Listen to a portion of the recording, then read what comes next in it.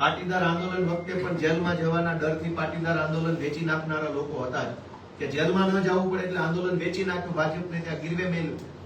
રાજુભાઈએ પણ આજે એવું જ કાયરતાભર્યું કામ કર્યું છે. મને બહુ દુઃખ થાય છે કે અમે આવું ધાર્યું નતું કે રાજુભાઈએ જેલમાં ન જવું પડે, સજા ન થઈ જાય. હું 10 વખત બતાવીશ કે આજે 12 તારીખે સુનાવણી છે, 11 નહીં, 9 નહીં ને 14 નહીં, આજે જ 12 તારીખે સુરેન્દ્રનગરની અદાલતમાં ફાઇનલ આર્ગ્યુમેન્ટ ઉપર કેસ છે. ફાઇનલ શબ્દનો અર્થ થાય આખરી, અંતિમ, લાસ્ટ.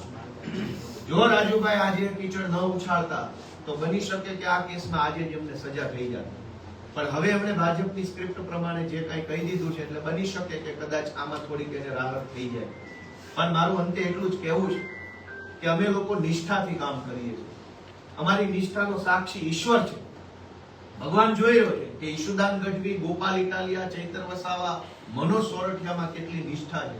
અમારી નિષ્ઠાને જોઈને ભગવાન અને ગુજરાતની ભગવાન જેવી જનતાએ આમ આદમી પાર્ટીને આટલી મોટી બનાવી છે.